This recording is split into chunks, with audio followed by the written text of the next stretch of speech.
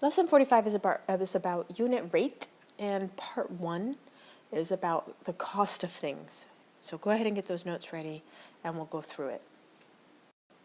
Okay, so your teacher has given you a situation of a picture of peanuts, and some of them are in bags, in ounces, and some of them you can bag up yourself in pounds, and they're different prices. And so we were wondering what's cheaper. So, and you may or may not have been able to tackle this problem without this information. So you're looking at this to kind of see if this can help you solve which one's cheaper in that situation. So what I've done here is I'm going to give you an example of how you can solve, what type of math skill you can use to solve problems like this. You'll run into these sorts of problems in stores all the time. I run into this all the time. Which is cheaper? Should I buy the big box or the small box? Which one's cheaper for me? So I went online and just found some coffee prices. Caramel Frappuccino, 12 ounce, $4.59, and a 20 ounce, $5.39. And they're different sizes and they're different prices. And my question is, well, would it be cheaper for me to buy 2 of these guys at $4.59, or and get a little bit more coffee, or cheaper to buy 1 of these guys at $5.39? Which is better per ounce? So unit rate is all about breaking things down to the singular item. In this case, breaking it down to 1 ounce. How much is this coffee going to cost me per 1 ounce?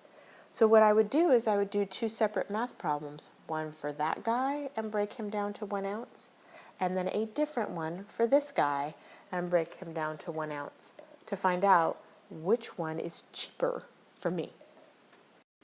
And to keep things simple, let's just keep things in a familiar format.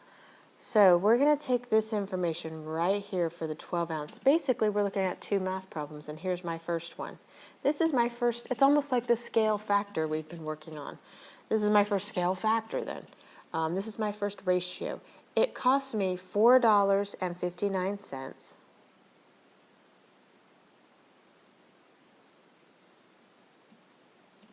to buy 12 ounces of coffee. And make sure you're copying this all down with me, because we aren't doing a we do, you do, I do. We're just doing this one problem. Okay?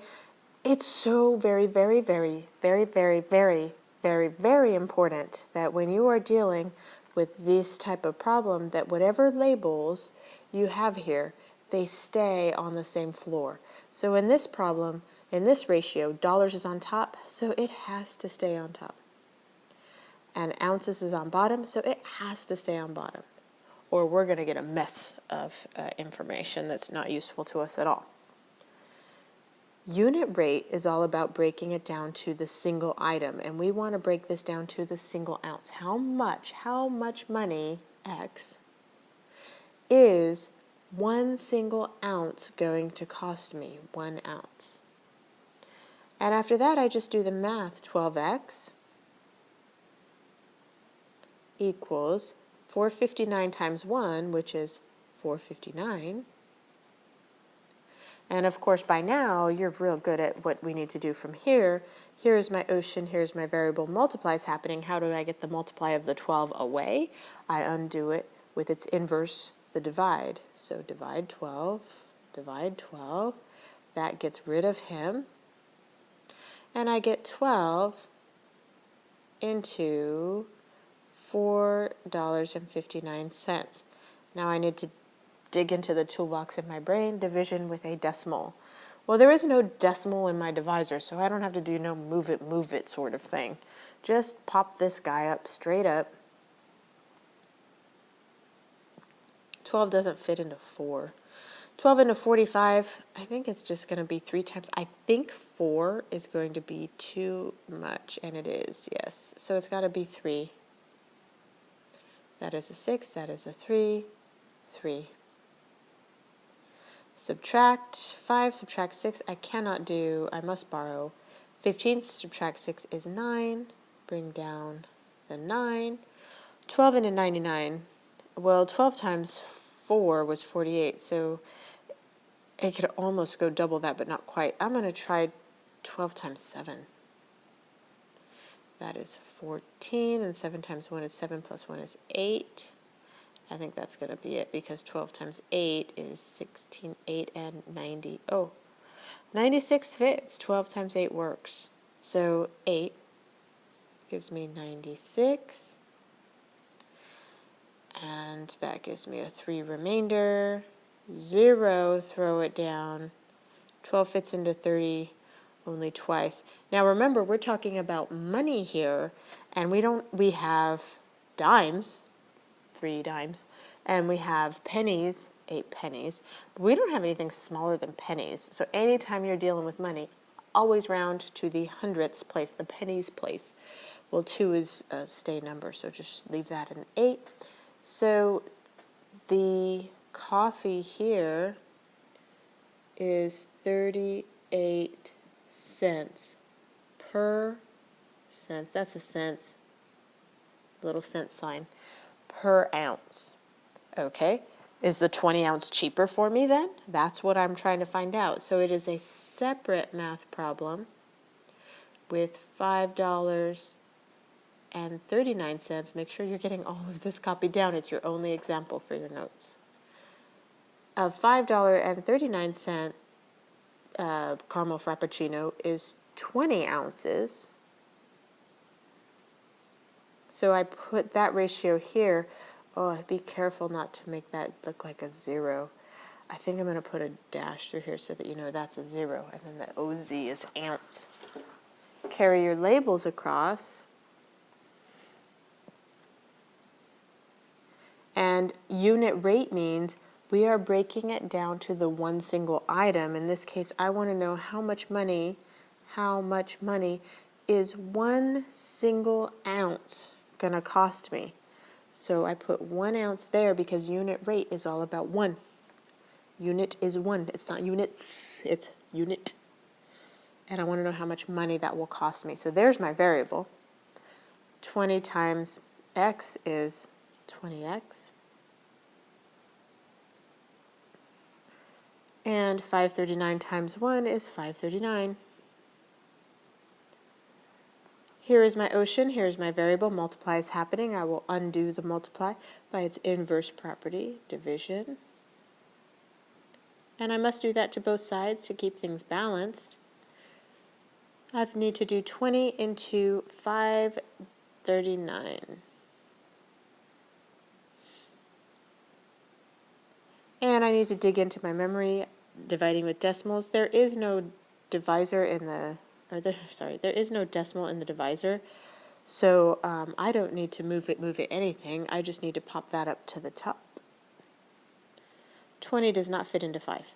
20 into 53, just twice, gives me 40.